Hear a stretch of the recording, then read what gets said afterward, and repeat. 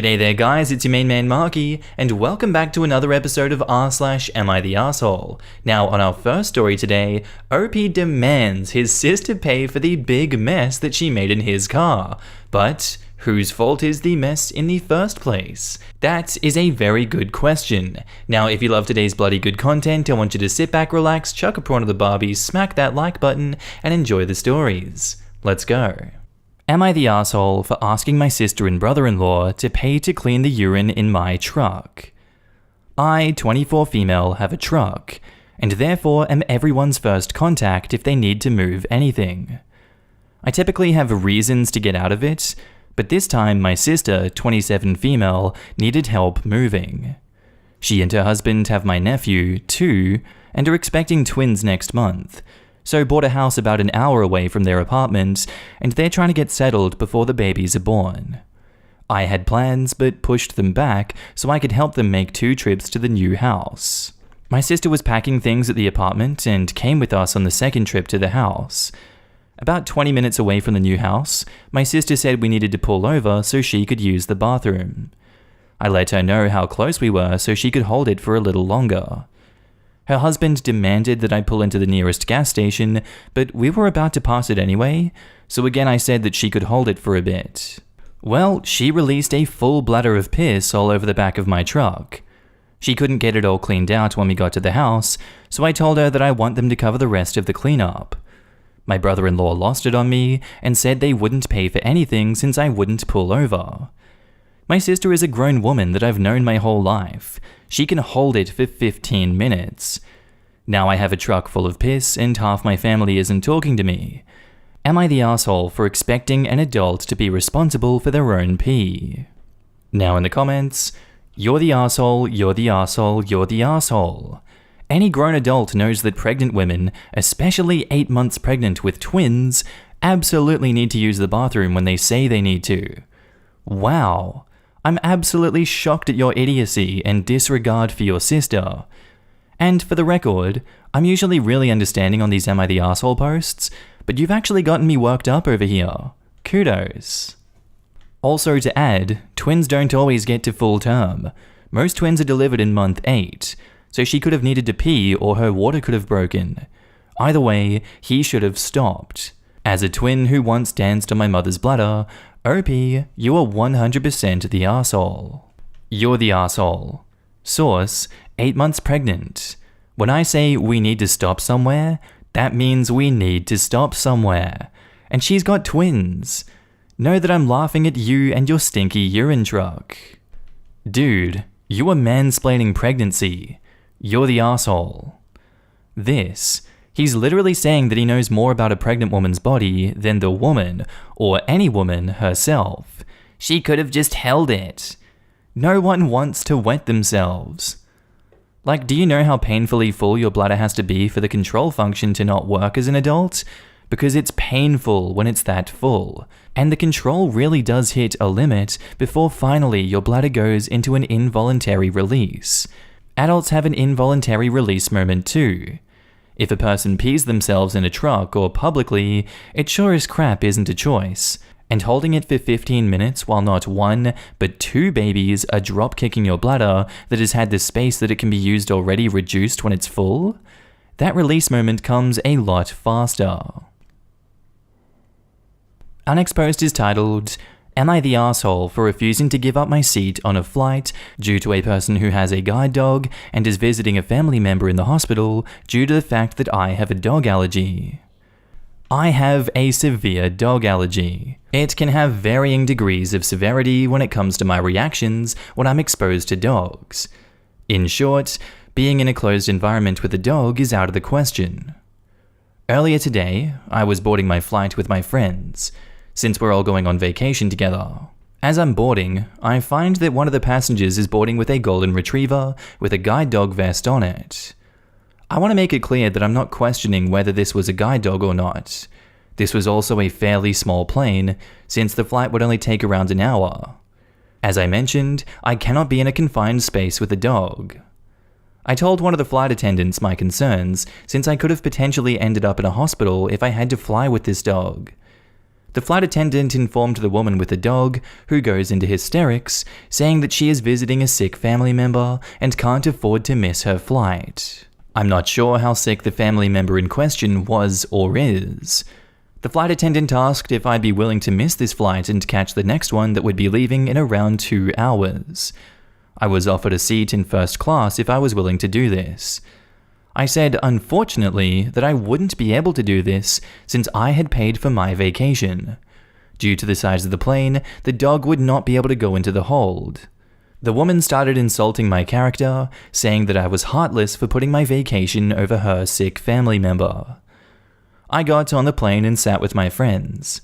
As I did this, a woman in a nearby seat told me that she wanted to inform me that I am the biggest cow that she has ever met. I didn't respond since I didn't want to cause a confrontation. My friends haven't said that I'm in the wrong, but have kept making sarcastic jokes about the situation. Am I the asshole? Now in the comments, you're the asshole. 1. Both you and the woman paid for your spot on the flight, so you are no more entitled to your seat than she is to hers. 2. The airline offered you a perfectly reasonable accommodation for the 2-hour delay. 3. Assuming the woman is sincere, her need to be on the flight was greater than yours. And 4. When you have an allergy of that severity, you should be informing the airline. It would be so easy to be nice here and cost you almost nothing. I couldn't imagine if OP had a deathly peanut allergy and didn't inform the airline in advance, and then when they went around to serve, they decided to inform them that nobody can have the peanut packs or a prepared meal with peanuts because of their allergy, when the whole situation could have been avoided if they informed the flight in advance. You're the asshole.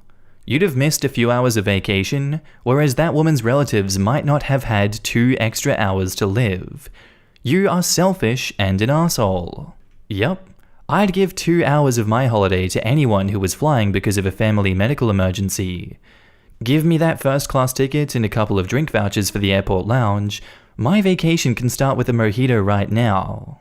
Honestly, the offer of first class would have sold me. I'd have looked at my friends and be like, see you in a few hours.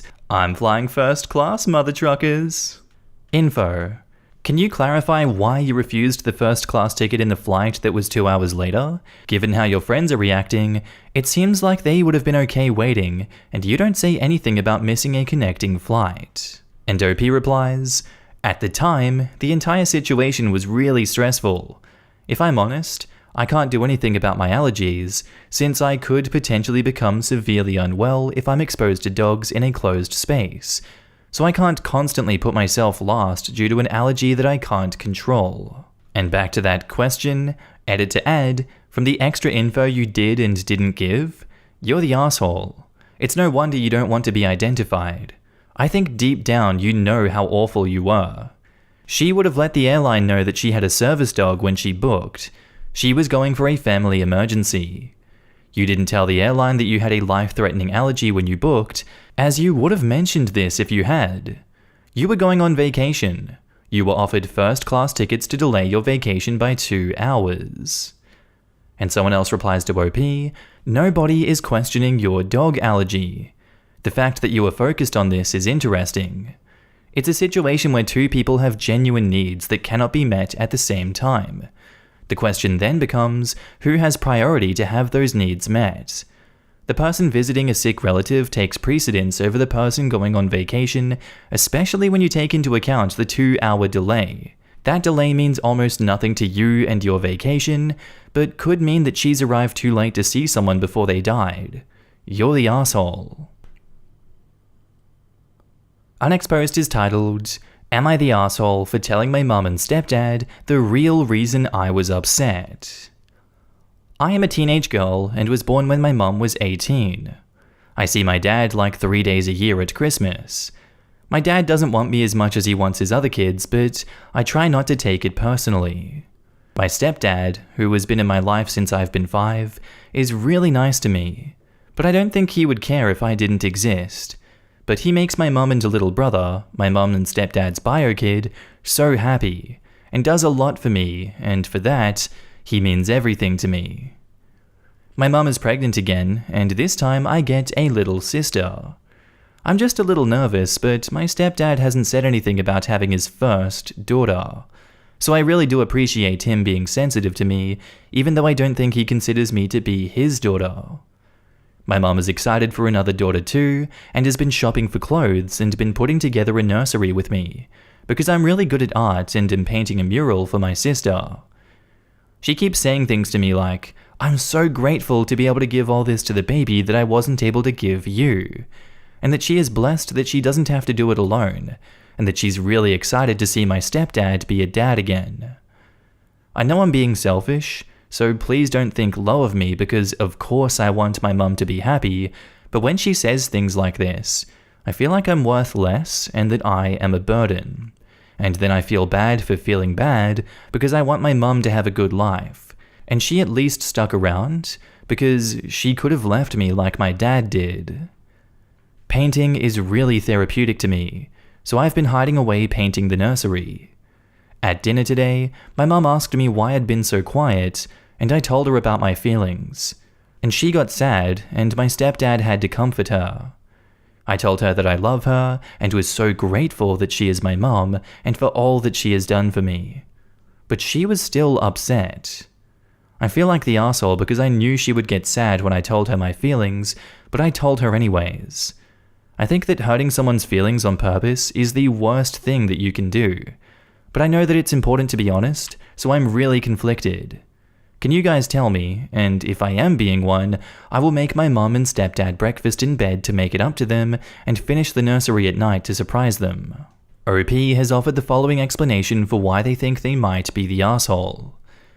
I told my mum the truth about the feelings, and some might think that it makes me the arsehole because I did it on purpose, even though I knew that it would make her sad. Now in the comments, honestly, this is probably the nicest thing I've read on this sub. You have a loving family, aside from the stepdad aloofness, but they hurt you and you expressed your feelings. Nobody lost their crap, nobody threw anybody out of the house, nobody invalidated your feelings. You were hurt and your mum was hurt, but everyone just talked about it. At least, so it seems. This is how it's supposed to go. If that's how it went, no arseholes here. Not everything is going to be easy in complicated families, and it sounds like everyone is doing their best. Good on you all.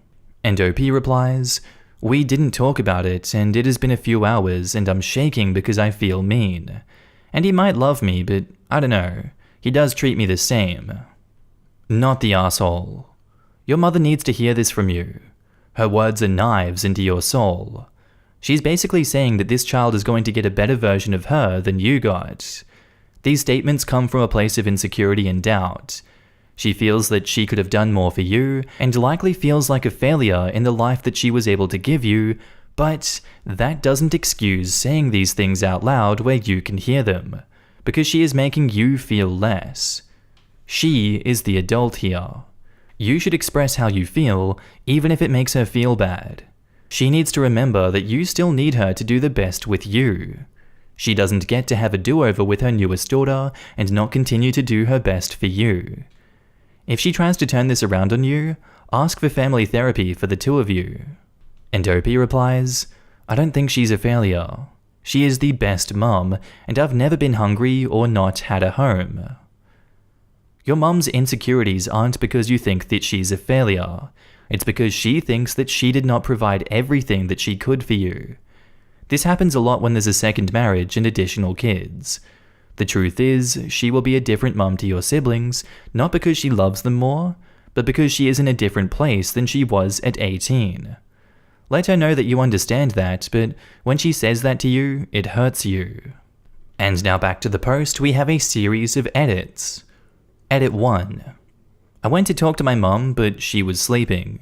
My stepdad asked to talk to me. He said he never wanted to put this on me, but it was the time.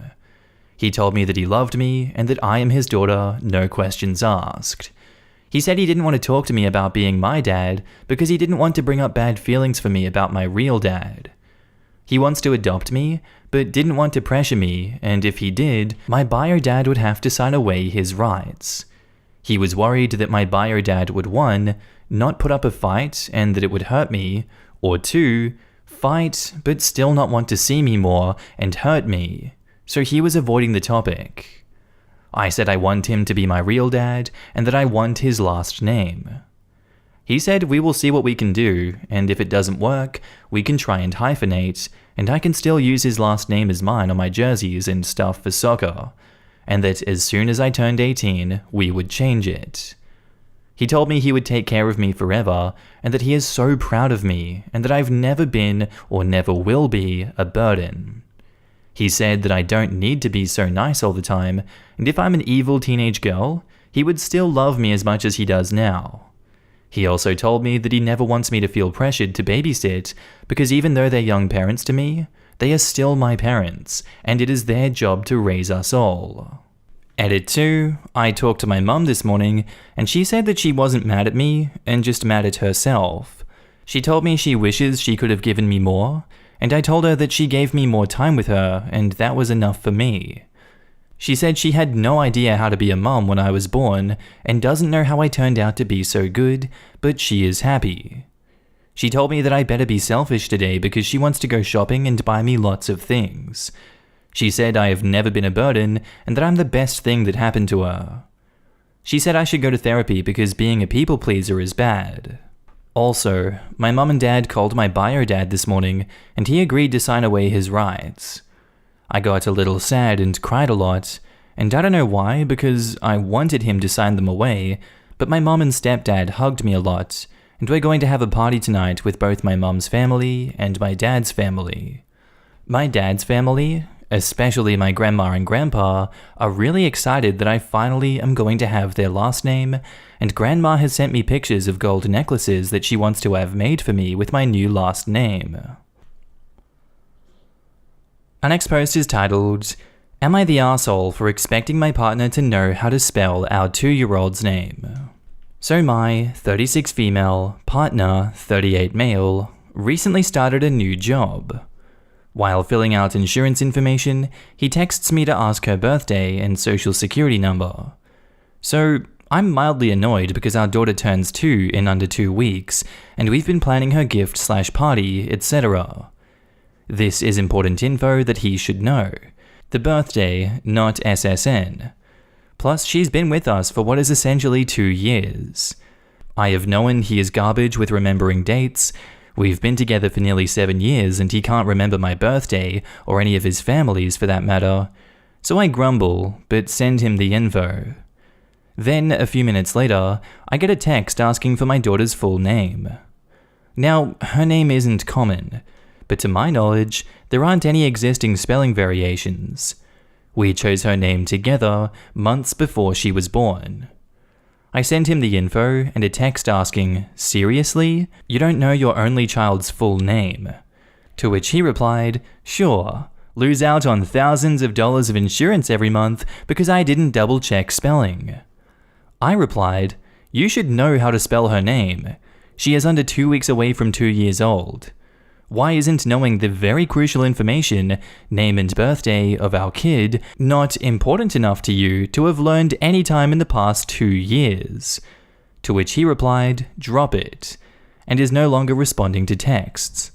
He is not neurodivergent and doesn't have any other medical issue that would make this a problem for him. So am I the arsehole? Edit to add, having the doubts or outright forgetting is grumble-worthy, but overall forgivable. He knew this was happening today, and on top of the minor annoyance of not remembering important info, expected me to stop what I was doing to spoon-feed it to him. This all adds up to small pieces that equal, I'm not considerate enough to memorize the info, to collect the info in case of emergencies, or even to own up to my failed responsibility to do those things. I'm going to be mad at you instead for daring to point it out. Edit 2, I did give him the information he requested and only said anything after having done so. I stated this in my original post, but here we are. Also, my child's name is unusual as a name, not some gibberish or name with multiple spelling variations. Think spoon. Not common as a name, but only one spelling. Daughter's name is not Spoon, by the way. I stated this earlier up, but it's been commented on enough that I wanted to restate this. Now in the comments, I I'm gonna say no assholes here. Sometimes in the midst of filling out crucial paperwork, people tend to doubt themselves. So harmlessly double-checking with someone else isn't a bad thing. My husband had to fill out an extremely in-depth form for security clearance for his job. They basically asked how often everyone poops, and he sent me a text asking me his monthly salary for a job he's been working 6 years. He got flustered. I've gotten my own birthday wrong because paperwork gives me anxiety and screws with my head. Not the asshole. He doesn't bother to learn these things because he just relies on you to tell him. This is another example of the emotional labor that wives and mothers are expected to do. Yes, the cognitive load. It is overwhelming. To be fair, I have an amazing dad. I could not ask for a better father. I am a big, grown adult woman, and there are many things he doesn't remember or know about my life. I realized from a very young age that he just doesn't retain certain things. I don't think it was because he was just lazy and relied on my mom, it just didn't stick. I don't doubt for a moment that he loves me, that he cares for me, that he 100% has my best interests at heart. Certain things just don't click, or it takes a long time for him to remember. I'm not defending OP's significant other, but I realize some people just digest basic info differently. It always seems to be the dads with women partners who do this though. I understand your point, but sexism plays a far greater role in this than your one example. Not the asshole. It is extremely troubling that he doesn't know any of her vital information. I'm guessing you also carry the mental load for managing the household. This will only get worse without immediate intervention. And OP replies to that, "This is my concern too. I do carry all of the mental load of managing our household. I'm a stay-at-home mum, so the lion's share is my responsibility. But if she and I were to get into an accident together, without me being conscious, who is going to give her, or my for that matter, vital information to the hospital?" As someone else mentioned, why not sit down together and address the issue to him instead of this echo chamber? Write down the vital information, names, birthdays, etc. in his phone so he has access to it. Then if it continues to be an issue, cross that bridge if you get there. Perhaps he does have an undiagnosed learning impairment or other ailment that removes some crucial things from his brain. Also, depending on how old he is, did he grow up with a phone or spell check auto-fixing all his errors? Maybe he just sucks at spelling, and something that you only spell once a year can be very difficult to remember, even if it is his child's name. Having worked with children/parents for over a decade, this is a very common thing.